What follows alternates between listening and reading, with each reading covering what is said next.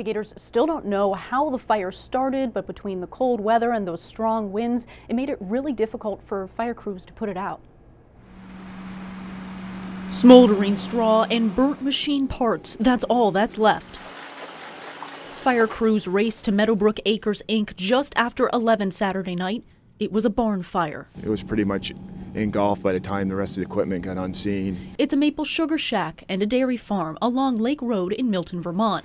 No cows or people were hurt. They lost 2 tractors, an excavator, and a skid steer in the fire, plus, of course, the hay bales and stuff. Around 5,000 hay bales, all of it gone. It's contaminated. It can't be used for feed for the animals at this point. It's good for nothing. Fire officials estimate the total cost to this farm around $500,000 or more, and now state police are investigating the damage. It was actually a year and a day that this family lost a hunting cabin just on a piece of property just about a mile away from now. So.